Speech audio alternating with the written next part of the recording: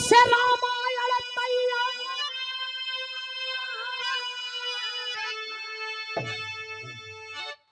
अजय के जानत सब संसार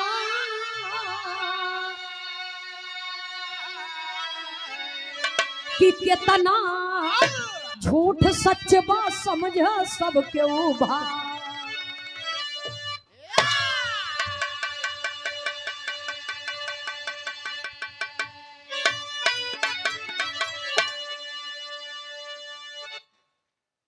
आइए आनंद लीजिएगा। छोटा सा प्रसंग है।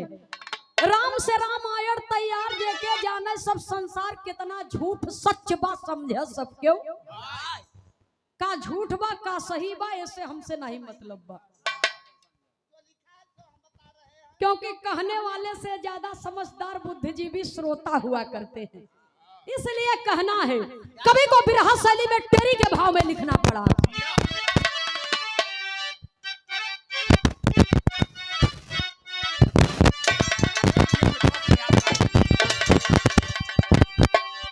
अरे राम रघुराई मर्यादा की मूर्ति तब भालू बानर से संसाथ चले लियाई रघुराई मर्यादा की मूर्ति भालू बानर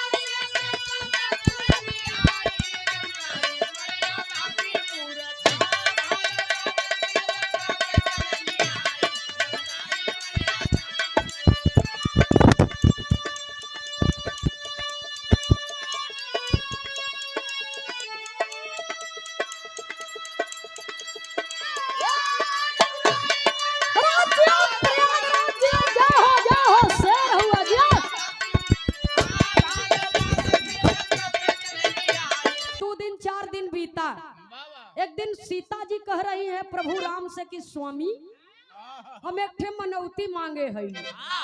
कहे कवन मनौती? कहे जब हम लंका में रहे तब मनौती माने रहे कि जिस दिन अयोध्या चलब वो दिन अब विशाल भंडारा करब,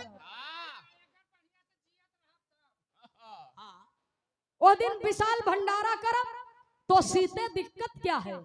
कोनो चीज महल में कमी नहीं बा। एक काम करा भंडारा फान दे। कहे नाथ भंडारा तो फान देबै, लेकिन एक हमार बड़ी बरियार मनौती रही कि वो भंडारा में सर्वप्रथम भोजन वही करेगा जो धराधाम ही नहीं पूरे ब्रह्मांड का सबसे बड़ा विद्वान हो, और क्यों के घरे नमक और अन्न न ग्रहण किए हो, न क्यों के घरे से गुरु दक्षिणा लिए हो, न क्यों के घरे अन्न ग्रहण करे हो, न दक्षिणा लिए हो विदाई में।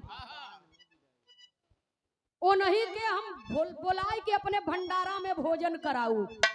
जब इतना बात सुने प्रभु राम तो मन में विचार करने लगे। ऐसा प्रकांड विद्वान मात्र एक ही था, वो था रावण। किसी के यहाँ नमक और अन्न ग्रहण नहीं किया, न किसी के यहाँ विदाई में दक्षिणा ओके तो हम मार दिया। अब कहाँ से लई आऊ? दिमाग लगाएन हनुमान जी को बोलाएन। हनुमान जी को भेजा गया रहा।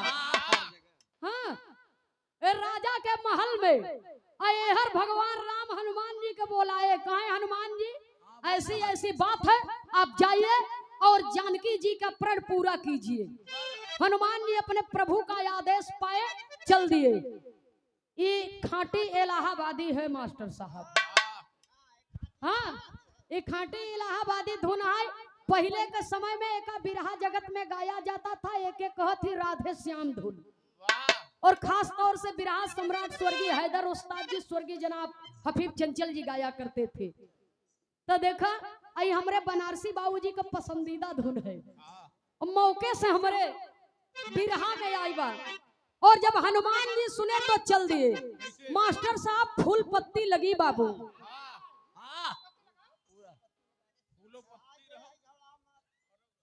अच्छा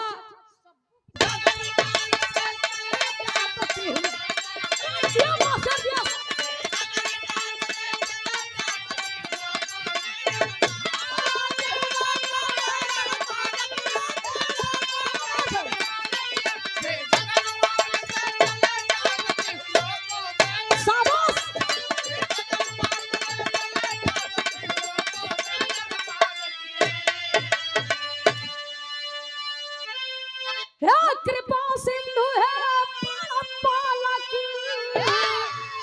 हे कृपा सिंधु है परम पालक, हे जगतपति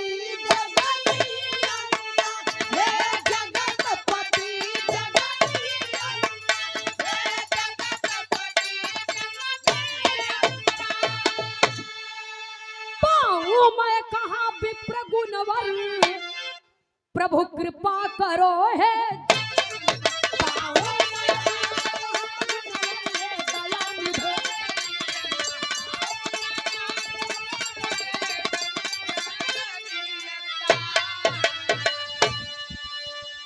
और सोचते जात के सरी सुमनी, तो सोचते जात के सरी सुमनी, अरे नीचे की ओर निहारा है, नीचे की ओर निहारा है, नीचे की ओर निहारा है। अरे नारद मुनि तब तक दिख पड़े, उस ओर दृष्टि जब डाला है। नारद मुनि तब तक दिख पड़े, उस ओर दृष्टि जब डाला है। नारद मुनि तब तक दिख पड़े। सवार बा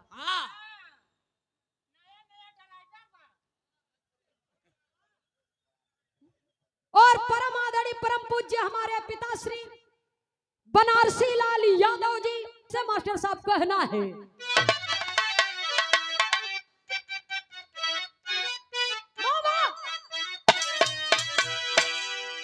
ये निर्गुणी भाव है, कहना है, अरे बहे पुरवैया उड़ला मोरा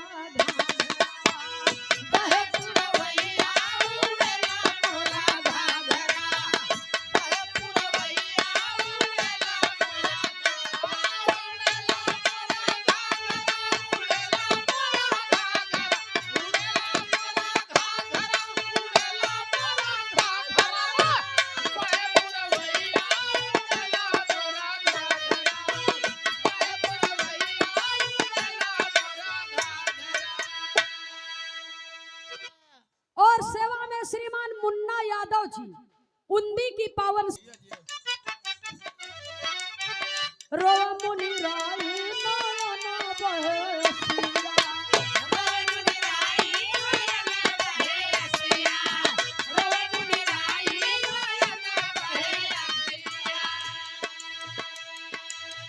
बैठ वृक्ष तरे धुर के नयन, बैठ वृक्ष तरे धुर के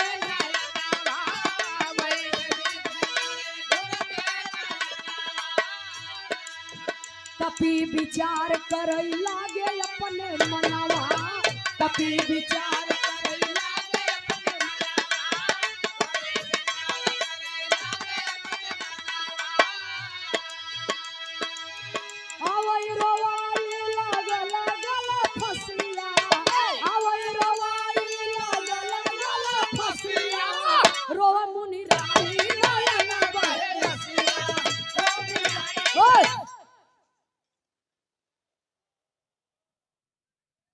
पावर ब्रेक ए नहीं के ज्योति बोई खेती है, लेकिन बड़ी अच्छी बात है कि इसका फुल इस्तेमाल कर रहे हैं हमारे अंसार भाई। सही है ना?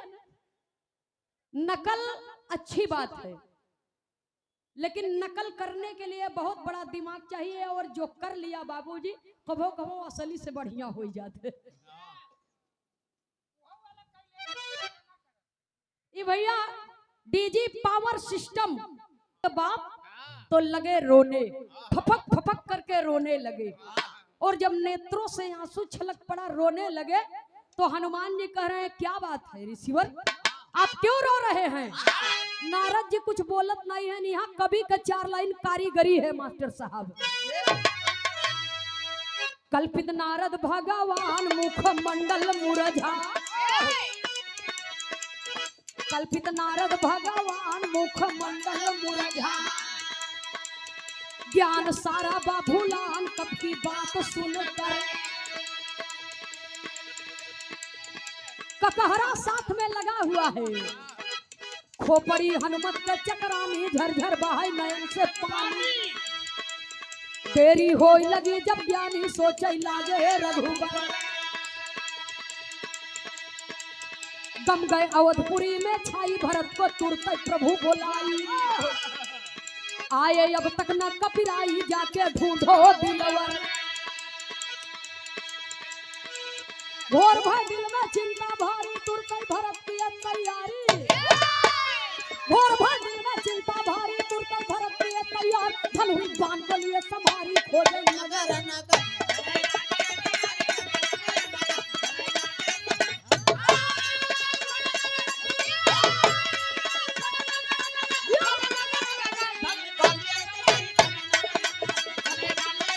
जंगल में तो पेड़े के एक कैती बैठ के नारद जी रो रहे हैं।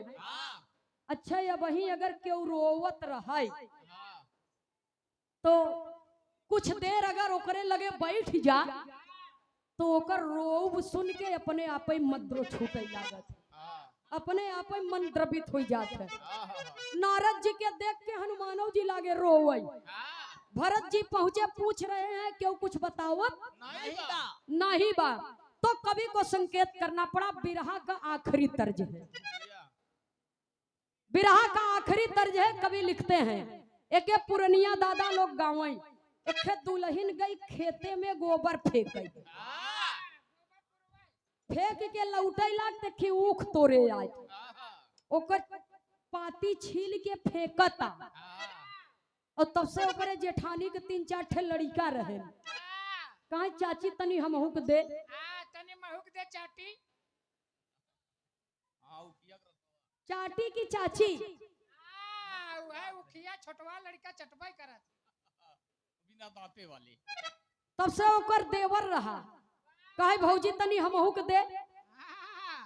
और तब तक बुढ़ऊ बैठा रहन लेटा रहन वो सारा में। दुल्हिया दादी बहू को दे बच्ची। हम ये धुन गाय देत हई। नौका पुरनका से अंदाजा लगाई नहीं है, नया से तनिको वो नईस नहीं है। 20 बार भले पुराना है तो का भैया हो। तो देखा देवर कहा था हम दे, लड़का कहा था हम दे। और तब से ओकर आदमी और रहा कहे रचे हमहू के दिहे।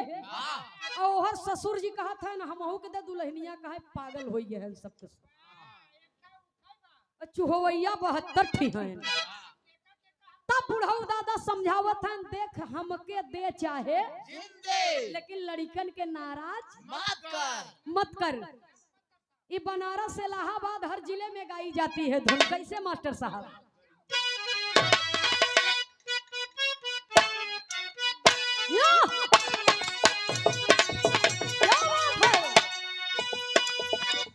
ये ऊपर के तोड़ के लड़ी कवन के दई दे।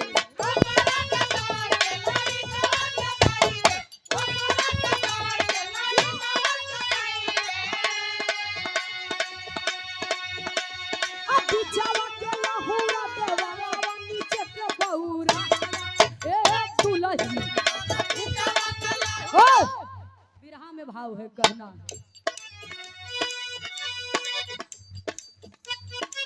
भरत जी लौट करके नहीं आए। गए वही बियाबान जंगल में। दोनों जने के रोवत देख के वो भी रोने लगे। प्रभु राम क्या करते हैं?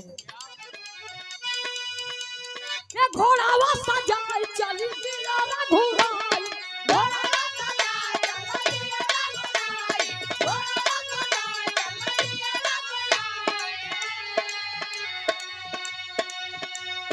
पहुँचे हाँ ठीक बैठे कनावा जहाँ पे हो रुदनावा।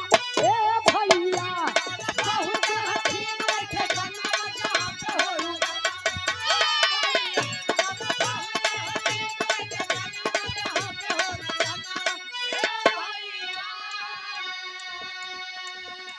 हे नारद जी से जाके प्रभु सिरावा झुकाई।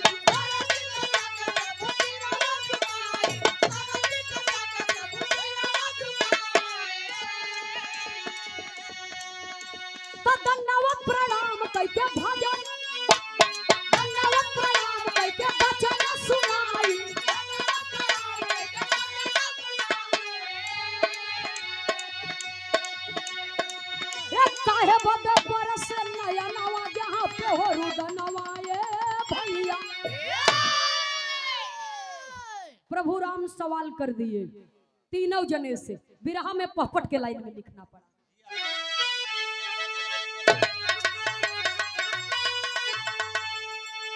एक कहने लागे नारद तौने छनावा शंका भारी बा।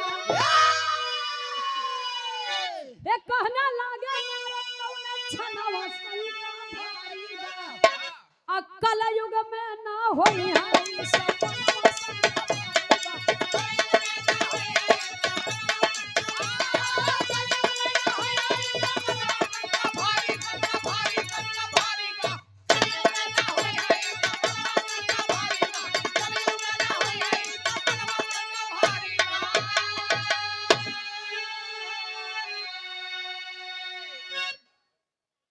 जैसे प्रभु से मिला निमंत्रण भोजन हित भगवान हो।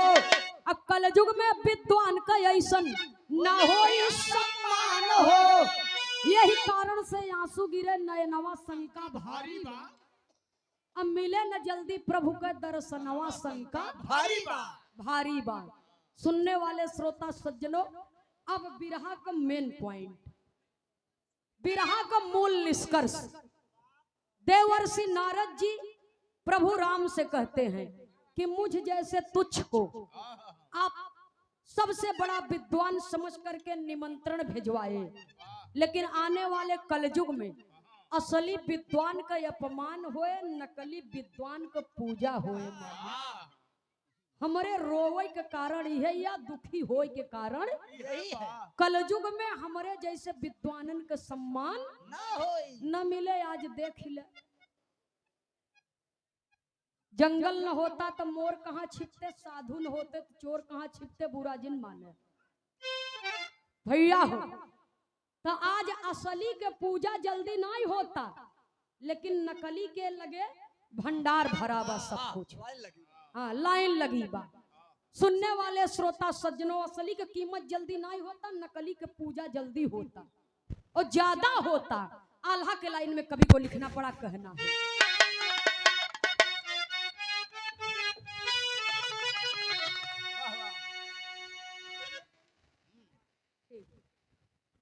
आई। अरे कहे रघुराई कपी राई के समनवा भैया। कहे रघुराई कपी राई के समनवा भैया।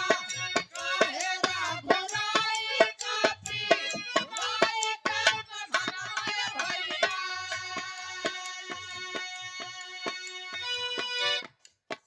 सेवा में श्रीमान जीतू यादव जी, सारंग तालाब। आप श्रीमान जी के कर कमलों द्वारा सुंदर पुष्पहार सादर 201 रुपया पुरस्कार। बहुत बहुत सादर नमन है आपको।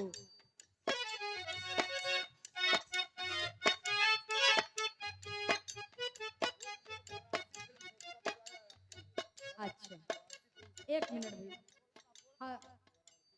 राई के समनवा भैया। काहे रघुराई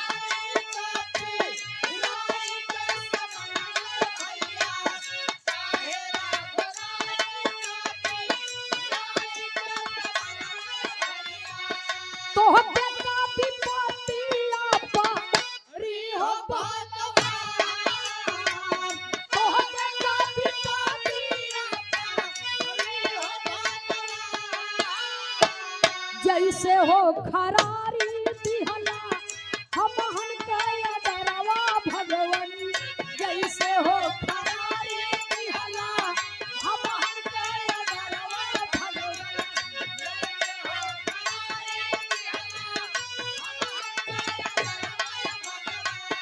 काला जुग का मनाई कई होई है बुद्धिमान।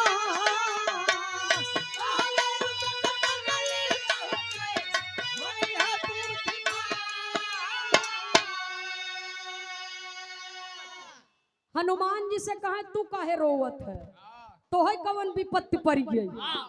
तब हनुमान जी कहा पदा दिन नहीं बीता बा, नहीं शहर होय, गली होय, गांव होय, देहात होय, मदारी आवे, डमरू बजावे और बानर बनरिया के नचावे, बांधे रहा डोरी में। बांधे रहा और डंडा दे दे एक खे कि ससुरारी जाबे तो मेहरारू लिया के औबे कि खाली हाथ होबे। और बंदर बंदरिया के नचावे, बड़े शर्म की बात है बाबूजी कि इंसान अपने स्वार्थ के लिए जानवरों को भी नहीं छोड़ा। बंदर बंदरिया के नचावे और भीख मंगवावे वो नहीं से पूरे समाज में नचौबो करे, भीखो मंगवावे और न बात माने तो डंडा से मरबो करे। प्रभु यही बदे हम रोवत है कि आवो वाले कलयुग में मनई तो बुद्धिमान हुई ही, लेकिन हमारा और हमारे परिवार की बड़ी दुर्दशा होए। जी रो रो करके कह रहे हैं, क्या कहते हैं बाबूजी?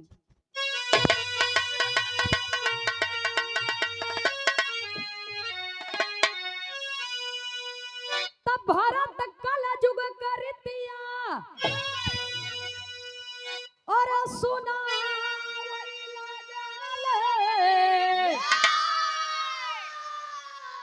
भारत काला जुग कर दिया ए बाबू सुना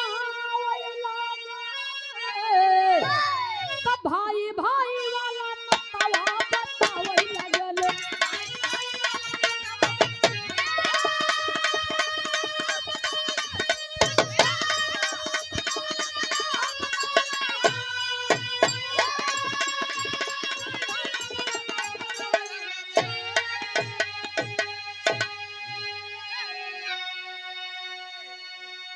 जैसे हम सब चारों भ्राता रहे एक संग हो,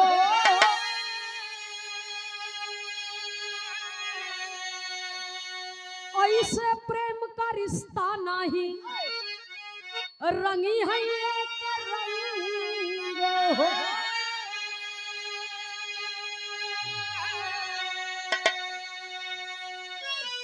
बैरी मात पिता के अपने गिनावे लगले। भरत जी कहा हमें बदे रोवत है कि हम लोग 4 भाई, 3 मतारी, 1 बाप का लड़का, सौतेली कोख होने के बावजूद भी हम न खियाऊ। जवन माई तेल बुकवा लगाए के, तेल अपटन लगाए के जवान की हेस, जौन पिता खून पसीना का कमाई लगाए के लड़का का पढ़ाई लिखाई के काबिल बनाए, वो लड़का महतारी बाप का सेवा करे नहीं चाहत है। भाई भाई में विवाद हो रहा है, जमीन के कारण, थोड़ा सा जमीन जायदाद के कारण एक भाई के सीने में गोली दाग दे रहा है, मुकदमा जारी कर दिया जा रहा है। बाबूजी ये बड़े शर्म की बात है। तो जो कहा भरत जी आज वो हो रहा है, ये वर्तमान समय की कड़वी सच्चाई है। सुनने वाले श्रोता सज्जनों, मैं नहीं कहती कि दुनिया का हर औलाद नालायक है, लेकिन अगर सब औलाद लायक होते तो ये संसार में वृद्धाश्रम नहीं बनता, और भाई भाई में, हर परिवार में एकता होती तो एक भाई पर कभी मुकदमा नहीं करता। तो में सीता जी कहा तू सबका फाने है, ये 3 जने के तो हम मना के कैसा कैसा लाई आवत है। तब कहते क्या है लक्ष्मण और सीता जी, प्यारी हुई है दुल्हन घर में, प्यारी हुई है, प्यारी हुई है दुल्हन घर में, फुटमती हो भाई।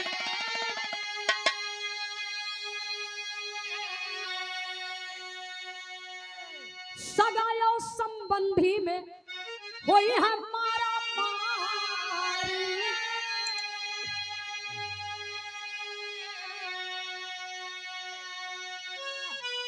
आने वाले कलयुग में अरे रिश्तेदारी भ्रष्टाचारी में समझावे लगे,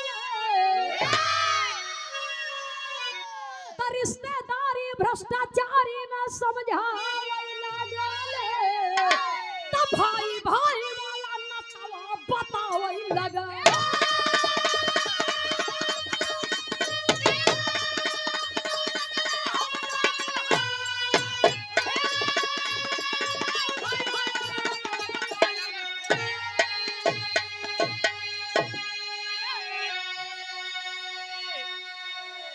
लक्ष्मण जी सीता जी को है सुना, प्यारी हुई है दुल्हन घर में, फुटमती हुई है भाभी भारी। आने वाले कलयुग में न देवर देवर रह जाए न भौजाई, काहे काहे एक ठे कहावत पुरनिया दादा लोग कहे हैं, भैया भैया सब कहे भौजी कहे न कोई, प्यार से भौजी कहत है अलगौजी काहे।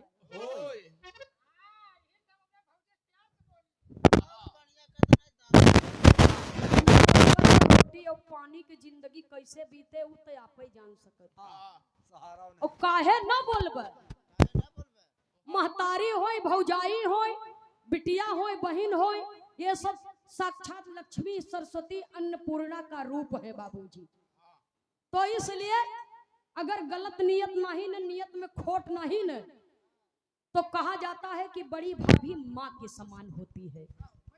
तो इसलिए मैंने अपने भाभी को भाभी माँ कह करके बुलाया और उन्होंने मुझे पुत्र का दर्जा दिया।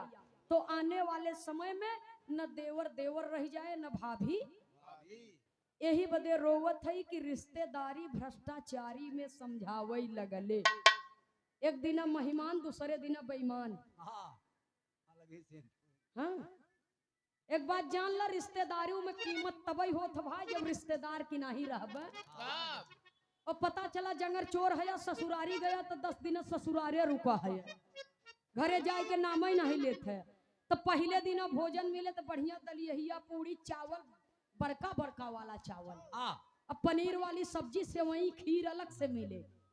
और दूसरे दिन जब रुकबे तो सरहजव सढ़ुआइन भी आ जाई, कहीं एक काम कर रोटी सब्जी दाल चावल बने दे, वही दाली में रच घी डाल दी। हाँ, अच्छा तो 2 दिन बीत गए तो ठीक बा, जब तीसरे दिन रुक जाबे तो कहन के नरम चारा खियावाया तब खिचड़ी नहीं दे।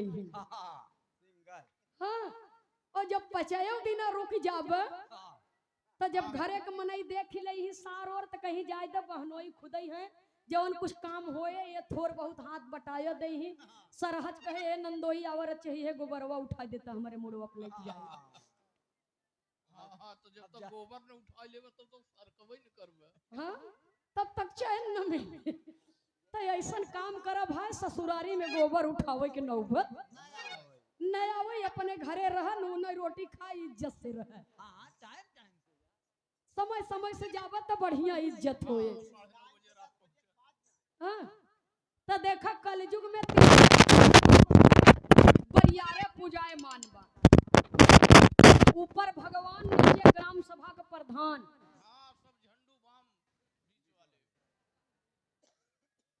अब ऐसा बा ये हारा हुआ प्रधान है तो ऐसे ही अड्डे बड्डे बोलबे करी। गल्ला नहीं पावत है सुनने वाले श्रोता सज्जनों, हाँ, और कलयुग में देवता में हनुमान और रिश्तेदारी में हनुमान जी तो बढ़िया काम की है, भगवान को भक्ति की है, उनकर ईमानदारी से पूजा होता। हाँ, और बड़े बड़े साढ़ू सढ़ुआइनी का कथा कुल सुनात बा यही दुनिया में। यही बड़े लिखा गया कि रिश्तेदारी भ्रष्टाचारी में समझावे लगली। आने वाले समय में यही सब होगा। आखिरी लाइन में खानदान के परिचय के साथ में, जो प्राचीन काल में ये बात कही गई त्रेता युग में, आज कलयुग में वो विद्यमान है पृथ्वी पर। सुनने वाले श्रोता सज्जनों, 12 बज गया था, इसलिए हमने सोचा कि लोकगीत क्या गाएं, बिरहा ही गा दें। और इनाम सम्मान में जो भी ज्यादा समय लगा है उसके लिए हम क्षमा प्रार्थी हैं। आखिरी लाइन में खानदान के परिचय के साथ में कहना है,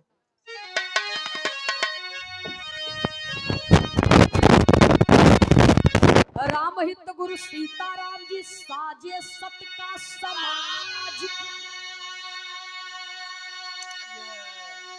प्यासा शिव शंकर कवि लिखते प्रेम का साजो साज।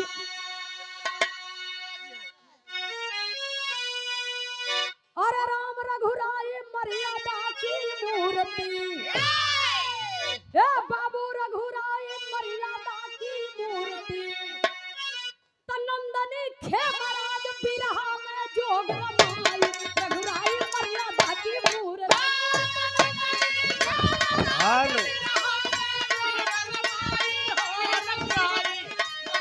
जय हो।